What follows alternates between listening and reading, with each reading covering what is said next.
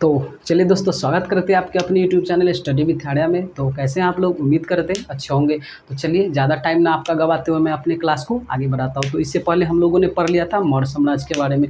मौर्य साम्राज्य के बारे में हम लोग पढ़ लिया था कि आखिर चंद्रगुप्त मौर्य ने कैसे वो नंदवंश के शासक घनानंद को पराजित करके और किसकी सहायता से पराजित करके करके वो मौर्य वंश की नींव डाली। और मौर्य वंश की नींव डालने के बाद मौर्य जो चंद्रगुप्त मौर्य थे कितना दिन तक शासन किया, ये भी हम लोग पढ़ लिए थे पिछली वीडियो में। आज हम लोग पढ़ेंगे बिंदुसार के बारे में। तो चलिए अब मैं अपने क्लास को शुरुआत कर देता हूँ। उसके बाद हम लोग पढ़ेंगे आज कि चंद्रगुप्त मौर्य का जो उत्तराधिकारी कौन हुआ, तो बिंदुसार हुआ। ये भी आप याद रख सकते हैं। एक है बिंदुसार और एक है बिंबिसार। आप ये दोनों को अलग कर सकते हैं क्योंकि एक साथ आप दोनों को नहीं मिला सकते। एक है बिंबिसार जो आपको पढ़ने को मिला था मगध का उत्कर्ष में, वो बिंबिसार थे। और उसके बाद हम लोग आज पढ़ेंगे बिंदुसार के बारे में। तो बिंदुसार को अलग है जो मौर्य वंश में, और बिंबिसार अलग है जो मगध के उत्कर्ष में है। उसके बाद आज हम लोग पढ़ेंगे कि जो अमित्र घात है उनको किसके नाम से जाना जाता है। तो यानी बिंदुसार को अमित्र घात के नाम से जानते हैं, यानी इसका अर्थ होता है शत्रु का विनाशक। ये आज हम लोग पढ़ेंगे। ये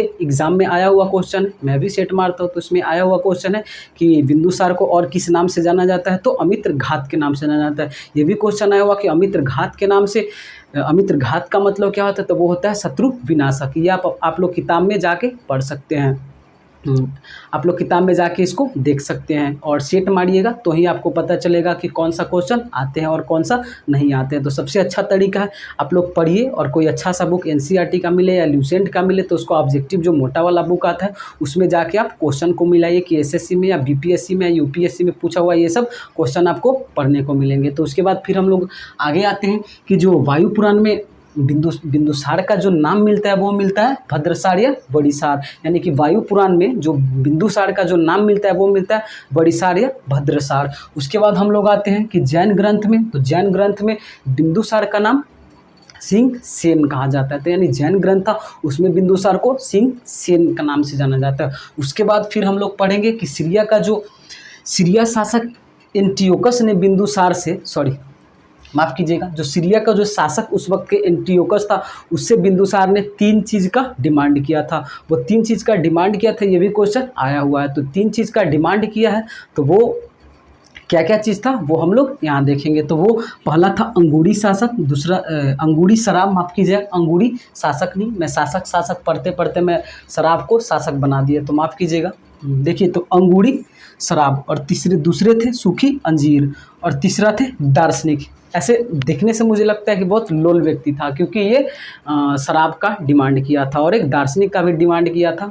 पता नहीं, राजा लोग ऐसे ही थे, एक एक राजा 5-5, 20-20, 30-30 शादी करते थे, तो ये भी उसमें से एक लोल था। उसके बाद हम लोग चलेंगे कि उसके बाद आज हम लोग पढ़ेंगे कि आखिर वो तक्षशिला जो अब बौद्ध धर्म के बारे में माना जाता है कि यहाँ पे बहुत अच्छा शिक्षा का केंद्र था, वहाँ पे जब विद्रोह हुआ था तो बिंदुसार ने किन्हें वहाँ पे भेजा। तो हम लोग फिर आज देखेंगे, अभी क्वेश्चन में देखेंगे, अभी डिस्कस में देखेंगे कि बिंदुसार ने वहाँ पे पहले सुसीम को भेजा। जब सुसीम इस कार्य को संपन्न नहीं कर पाया, वो विद्रोह को नहीं दबा पाया, तो उसके बाद अशोक को भेजा। जैसे ही अशोक को वहाँ पे भेजा तो अशोक इस कार्य को पूरा किया और वो तक्षशिला पे जो विद्रोह चल रहा था उसको दबा दिया। तो इसी से माना जाने लगा कि इसका आने वाले शासक जो अशोक होंगे, क्योंकि अशोक के पास बहुत ज़्यादा नॉलेज था, इसीलिए वो विद्रोह को दबा पाए। भेजे थे पहले सुसीम को कि शायद सुसीम दबा पाए, लेकिन सुसीम जो इनका जो पुत्र था वो क्या कि वहाँ गए, लेकिन वहाँ इनसे जो विद्रोह था वो नहीं दबा पाया। उसके बाद वो वापस आ गए। उसके बाद फिर अशोक को भेजा गया।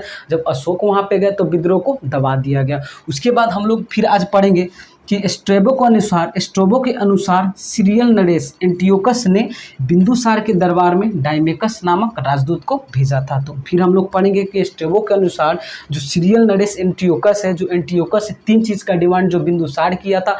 पहला किया था अंगूरी शराब, क्योंकि ये बहुत लोल आदमी था इसलिए अंगूरी शराब मांगा था। उसके बाद फिर ये मांगा था क्या बोलते हैं, फिर मांगा था सूखे अंजीर, ये सूखे अंजीर, और उसके बाद मांगा था दार्शनिक। लेकिन ये जो एंटियोकस था वो दार्शनिक देने से इनकार कर दिया था, क्योंकि उनका मानना था, उनका जो पूर्वजों का मानना था कि ऐसा मेरे धर्म के खिलाफ है, ऐसा मेरे संस्कृति के खिलाफ है, मैं उनको ये नहीं भेज सकता। और 2 चीज़ का जो डिमांड था वो पूरा किए थे। उसके बाद फिर हम लोग आएंगे बिंदुसार के दरबार में डायमेकस नामक राजदूत आता था। ये आपको राजदूत भेजा था, और कौन भेजा था, तो सीरियल नरेश भेजा था। आपको एग्जाम में क्वेश्चन देखने को मिलेंगे कि स्ट्रोबो के अनुसार सीरियल नरेश एंटियोकस ने किसके दरबार में डायमेकस नामक राजदूत को भेजा, तो बिंदुसार। वहाँ पे आपको ऑप्शन में एक बिंबिसार और एक कन्फ्यूजन करने के लिए बिंदुसार डाल देगा। तो आप बिंदुसार को याद रखिएगा कि बिंदुसार हम लोग को मौर्य साम्राज्य में पढ़ना है, और बिंबिसार हम लोग को पढ़ना है मगध का उत्कर्ष में। तो आप इनको दोनों को अलग करने का तरीका अपना सकते हैं। जैसे मैं अपनाया हुआ कि मौर्य में, देखिए मैं कैसे अपनाया हुआ, जैसे यहाँ पे मौर्य लगा हुआ है ना, मौर्य, और यहाँ पे लगा हुआ है बिंदु, तो मैं इससे और इससे मैं अलग कर लेता हूँ। और बिंबिसार, उसमें कुछ नहीं है, और अवध में भी कुछ नहीं है, क्योंकि देखिए यहाँ पे देखिए अवध, इसमें भी कुछ नहीं है, और यहाँ बिंबी, इसमें भी कुछ नहीं है, इसलिए मैं दोनों को अलग कर लेता हूँ। तो आप लोग भी इसको ऐसे अलग करके याद रखिएगा, खुद से बना लीजिएगा, ज़्यादा बेहतर होगा। किसी और से बनाया हुआ चीज़ याद नहीं रहता है। और ये आप अगर समझ में ना आए तो आप, अगर लगे कि बस मैं ऐसे ही बोल रहा हूँ, तो आप लोग जाके सेट देखिए, सेट में प्रीवियस ईयर क्वेश्चन देखिए। अगर ये सब क्वेश्चन नहीं मिलेगा उसमें, अगर ये सब क्वेश्चन अगर नहीं पूछा हुआ, तो आप मुझे कमेंट्स करके बता सकते कि हाँ ऐसा क्वेश्चन नहीं था। मैं कुछ ऐसा क्वेश्चन इसमें लाया हूँ जो एग्ज़ाम में बार बार पूछे जाते हैं और बार बार आएंगे। मुझे पूरा भरोसा है कि ये क्वेश्चन आएंगे। और उसके बाद हम लोग आज पढ़ेंगे बिंदुसार के बारे में पढ़ लिए, तो बिंदुसार के बारे में एक बार फिर से रिकैप करते, क्योंकि पढ़ाई का दूसरा नाम है रिकैप, पढ़ाई का दूसरा नाम है रिवीजन। आप ये भी याद रखिएगा। मेरे सर भी बोलते हैं पढ़ाई का दूसरा नाम है रिवीजन, और कौन सर बोलते हैं आप लोग समझ गए होंगे। तो पढ़ाई का दूसरा नाम है रिवीजन, आप इसको फिर से रिवीजन कीजिए। और ज़्यादा बेहतर होगा कि आप बुक लीजिए, एनसीईआरटी का कोई अच्छा सा बुक ले लीजिए। और एनसीईआरटी का अगर आपको नहीं मिलता है पुराना वाला बुक, तो आप क्या कीजिए, नया वाला ही ले लीजिए और इसके बारे में पूरी जानकारी उसे प्राप्त कर लीजिए। ज़्यादा बेहतर होगा बुक से पढ़ना। अगर ल्यूसेंट का आपको मोटा वाला बुक होगा, उसमें ऑब्जेक्टिव टाइप के आपको क्वेश्चन बहुत सारे मिलेंगे, उससे आप पढ़ सकते हैं। और उससे आप पढ़ने से आपको पता चलेगा कि यही सब क्वेश्चन आपको एग्जाम में आएंगे, हर एग्जाम में पूछा हुआ क्वेश्चन आपको मिल जाएंगे। तो उसमें ज़्यादातर क्वेश्चन आपको बीपीएससी और एसएससी में ये सब क्वेश्चन पूछा है। अगर ग्रुप डी का आप तैयारी तैयारी करते हैं, माफ़ कीजिएगा, तैयारी अगर आप करते हैं तो ज़्यादा साइंस पे और मैथ पे और रीजनिंग पे फोकस कीजिए, और करेंट अफेयर्स लास्ट में पढ़िएगा। ये सब चीज़ आपके लिए अगर ग्रुप डी का आप तैयारी करते हैं तो नहीं है, तो है, लेकिन बहुत कम मात्रा में 1-2 क्वेश्चन कभी आ जाए तो आ जाए, लेकिन हिस्ट्री से बहुत कम क्वेश्चन पूछते हैं, ठीक है। उसके बाद हम ऐसा आपको सलाह देंगे जो आपके लिए इंपॉर्टेंस होगा। ऐसा नहीं कि मैं अपने फ़ायदा के लिए आपको बोलूँ कि ये देख लो, ऐसा कुछ नहीं है। आप अपने फ़ायदा खोजिए, क्योंकि यूट्यूब पे बहुत सारे कंटेंट पड़ा है, आपको बहुत सारे अच्छे कंटेंट मिलेंगे, लेकिन मैं सबसे अलग देने की कोशिश करूंगा। आपको सबसे कंटेंट आप मिला के देख सकते हैं, मेरा और उनसे थोड़ा सा डिफरेंट जरूर होगा। मैं ऐसा कंटेंट आपको देने की मैं कोशिश करता हूं। ये क्वेश्चन जो बार बार एग्जाम में रिपीट होते हैं और बार बार एग्जाम में यही आते हैं, तो आप लोग फिर मेरे साथ बने रहिए, और मुझे जैसे आप प्यार देते हैं वैसे प्यार देते रहिए। मैं फिर आपके लिए मैं रोज़ ऐसे ही अच्छे नॉलेजेबल वीडियो में लेके आता रहूँगा। उसके बाद हम लोग आज पढ़ेंगे कि आखिर जो बिंदुसार को 16 राज्य का विजेता कौन बोला था, तो तारानाथ बोला था। ये भी क्वेश्चन आपसे बीपीएससी में पूछा हुआ क्वेश्चन है कि बिंदुसार को जो तारानाथ थे, जो बिंदुसार को कितने राज्य का विजेता बजाया, तो 16 राज्य का विजेता बजाया। अगर आपको मेरी बात पे भरोसा नहीं है तो आप लोग मोटा वाला बुक निकालिए और उसमें आप मिला सकते हो कि ये सब क्वेश्चन आता है कि नहीं आता है। ये सब क्वेश्चन बेशक ग्रुप डी में 1 या 2 क्वेश्चन आएंगे, लेकिन बीपीएससी, यूपीएससी या यूपीपीसीएससी में बहुत सारे क्वेश्चन आएंगे। ये सिविल सर्विसेज में ज़्यादातर आते हैं। उसके बाद आज गर्मी बहुत है, थोड़ा सा फैन बहुत स्लो चल रहा है, इसलिए कोई बात नहीं। उसके बाद हम लोग जब बिंदुसार की जब मृत्यु हो गई, उसके बाद इनका जो आने वाला शासक थे वो थे अशोक। तो अशोक के बारे में माना जाता है कि अशोक महान व्यक्ति थे। आगे जानेंगे कि आखिर इनको महान क्यों कहा जाता है और क्यों आगे जाके अशोक महान बने। तो इसके बाद हम लोग पढ़ेंगे अभी कि अशोक का जो शासनकाल था वो कितना था, तो 259 बीसी से 232 ईसा पूर्व तक था। तो अशोक का नाम आपको एग्जाम में क्वेश्चन पूछा हुआ क्वेश्चन है कि किस अभिलेख से अशोक का नाम अशोक मिलता है, तो किस अभिलेख से अशोक का नाम अशोक मिलता है। तो एक आप लोग ध्यान रखिएगा, बहुत इंपॉर्टेंट क्वेश्चन है। अगर आप लोग आप तैयारी करते हैं तो आपको पता होगा कि ये क्वेश्चन कितना इंपॉर्टेंट है। तो ये क्वेश्चन बहुत इंपॉर्टेंट है कि मास्की और गुर्जरा अभिलेख में, मास्की और गुर्जरा अभिलेख में अशोक का नाम अशोक मिलता है। आप एक बार मेरे पे ट्रस्ट कीजिए कि मैं जो भी क्वेश्चन आपको लाऊंगा सिर्फ और सिर्फ प्रीवियस ईयर क्वेश्चन और पूछा हुआ क्वेश्चन लेकर आऊँगा, क्योंकि ऐसे मतलब पढ़ लेने से कोई फ़ायदा नहीं है, ज़्यादा पढ़ने से भी कोई फ़ायदा नहीं। इतना पढ़िए जो आपको एग्ज़ाम में आए, ऐसा नहीं कि बेमतलब में कुछ भी पढ़ते उलूल जुलूल पढ़ते मत जाइए। आपको ऐसा कंटेंट हम देने की कोशिश करेंगे, ऐसा नहीं कि मैं सबसे बेहतर दूंगा, ऐसा कंटेंट मैं दूंगा जो एग्ज़ाम में बार बार रिपीट होते हैं, जो बार बार रिपीट होते हैं और जो बार बार आएंगे, मैं यही कोशिश करूंगा। और उसके बाद हम लोग पढ़ेंगे आज की जो अशोक थे, जो अशोक महान के नाम से जाने जाते, वो अशोक थे, वो राजा बनने से पहले कहाँ के शासक थे, सॉरी कहाँ के वो राजपाल थे। तो वो अवंती के राजपाल थे, ये आप लोग ध्यान रखिएगा। वो कहाँ के राजपाल थे, तो अवंती के राजपाल थे। ये भी एग्जाम में पूछा हुआ क्वेश्चन है। उसके बाद हम लोग पढ़ेंगे कि अभिलेख में, अपने अभिलेख में जो जब अभिषेक में, सॉरी माफ़ कीजिएगा, देखिए अभिषेक, क्योंकि अभिलेख के बारे में बहुत पढ़ना है इसमें, इसलिए मैं मुझसे अभिलेख भुला गया। देखिए जब वो राजा बन गए थे ना, तो वो 8वें वर्ष जब जैसे ही कंप्लीट कर लिए, तो वो अपना शासक मतलब अपना राज विस्तार कर रहे थे। तो वो एक कलिंग जगह था जो अभी उड़ीसा के क्षेत्र पड़ता है, वहाँ पे वो युद्ध किए थे 261 ईसा पूर्व में। जब 261 ईसा पूर्व में जब युद्ध किए थे तो बहुत सारा मतलब क्षति हुआ था वहाँ पे। किन्हीं के पिता की मृत्यु हो गई, किन्हीं के बेटा की मृत्यु हो गई, किसी के भाई की मृत्यु हो गई। ये सब देखने के बाद अशोक का हृदय परिवर्तन हो गया था। ये सब देखे, किसी को रोते हुए, किसी को बिलखते हुए, किसी का हाथ कटा हुआ था, किसी का पैर कटा हुआ था, मतलब भयानक स्थिति था।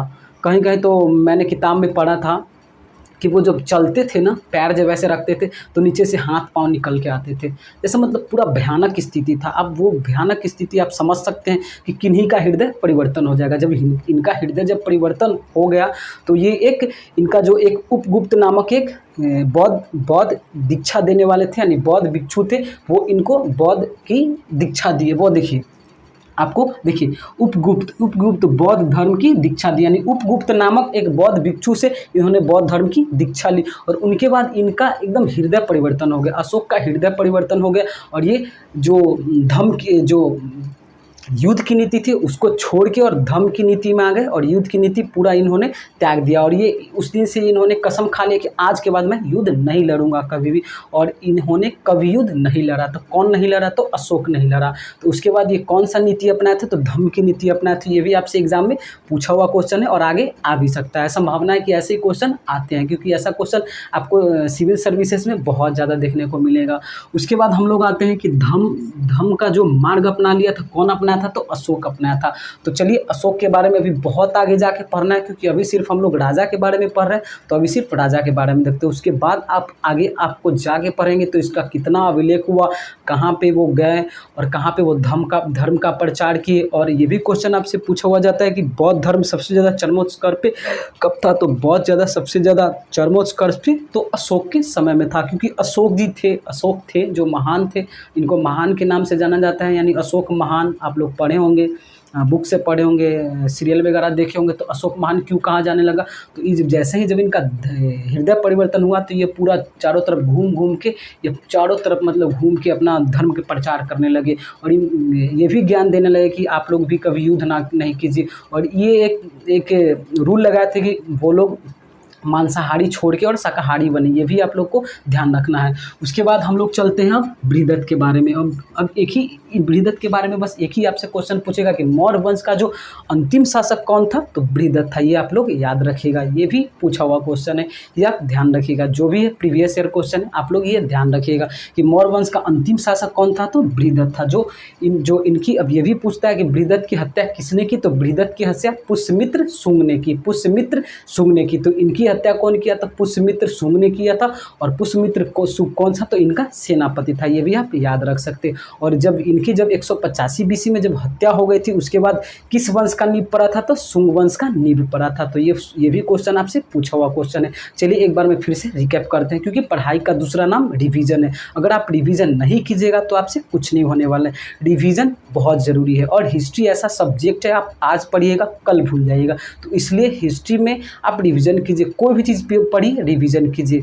अगर आप कोई भी चीज़ का तैयारी करते हैं तो रिवीजन कीजिए, रिवीजन बहुत ज़रूरी है। एक दिन मैं आगे जाके मैं बताऊँगा कि पढ़ने का तरीका क्या होता है, रिवीजन का तरीका क्या होता है। अभी आप सिर्फ यहाँ पे फोकस कीजिए। उसके बाद हम लोग एक बार रिकैप करने की कोशिश करते हैं। तो देखिए अशोक यानी 259 बीसी से 232 ईसा पूर्व तक उनका शासनकाल है। ये भी माना जाता है कि जब देहांत मृत्यु हो गया था, बिंदुसार की मृत्यु हो गए थे, उसके बाद बौद्ध धर्म के अनुसार 4 साल तक युद्ध चला था अशोक और उनके भाई में, और अशोक ने अपने 99 भाइयों के हत्या करने के बाद वो गद्दी पे बैठा था। तो ये भी आप जान सकते हैं। तो ये भी मुझे तो कभी-कभी लगता है कि कैसे इनको महान के नाम से जाने लगा, क्योंकि ये अपने 99 भाई की हत्या कर दी थी। तो इसमें भी बहुत सारे मतभेद है। सिर्फ बौद्ध ग्रंथ ही ऐसा मानते हैं और दूसरे ग्रंथ ऐसा नहीं मानते हैं कि हाँ इन्होंने 99 भाई की हत्या की थी कि नहीं करते। ये सिर्फ बौद्ध ग्रंथ का मानना है, तो सबका अपना मानना है। बौद्ध ग्रंथ बोलती है कि हाँ इन्होंने 99 भाई की हत्या करने के बाद शासन गद्दी पे बैठे थे। तो ये आगे का मैटर है। ये सब मैटर याद रखने से कोई फ़ायदा नहीं है। ऐसा आप लोग पढ़िए जो एग्जाम में है। उसके बाद आज हम लोग पढ़े कि अशोक का नाम अशोक कहाँ से मिलता है। तो ये बहुत इंपॉर्टेंट क्वेश्चन है। मास्की एवं गुर्जरा अभिलेख से अशोक का नाम अशोक मिलता है। ये भी आपसे पूछा हुआ क्वेश्चन है कि पहले वो कहाँ के राजपाल थे, तो अवंती के राजपाल थे। उसके बाद ये भी याद रखिएगा कि 8 वर्ष यानी 9वें वर्ष में जैसे वो 261 ईसा पूर्व में गए तो वो कलिंग पे आक्रमण किए, और उस वक्त कलिंग यानी ये 13वें शिलालेख में वर्णन आपको मिलेगा। तो इसके बाद हम लोग धम्म की नीति क्या होता है, शिलालेख क्या होता है, कौन सा शिला कितने बार कौन सा एग्जाम में आया हुआ है, ये हम लोग पढ़ेंगे आगे जाके।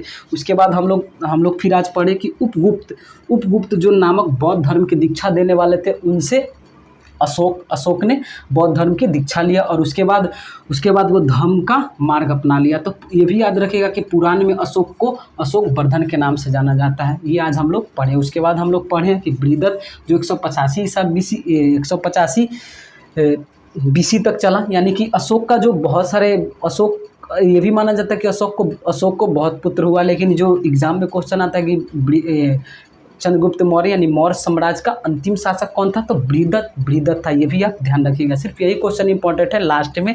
और ये भी याद रखिएगा कि बृहद्रथ की हत्या किसने की, तो बृहद्रथ की हत्या उसी का जो सेनापति था पुष्यमित्र, वही कर दिया, और उसके बाद शुंग वंश की नींव डाली। और इसके बाद हम लोग आने वाले वीडियो में पढ़ेंगे अशोक के शिलालेख के बारे में, अशोक जो जहाँ घूम के प्रचार किया उसके बारे में, और उसके बारे में हम लोग अगले वाले वीडियो में पढ़ेंगे। तो चलिए इसी के साथ मैं विदा लेता हूँ। आप लोग ध्यान रखिए अपना, और अच्छे रहिए, स्वस्थ रहिए। मैं ईश्वर से कामना करूँगा, और मुझे सपोर्ट करने के लिए आपका दिल से थैंक यू। तो इसी के साथ मैं आपसे विदा लेता हूँ। जय हिंद, वंदे मातरम।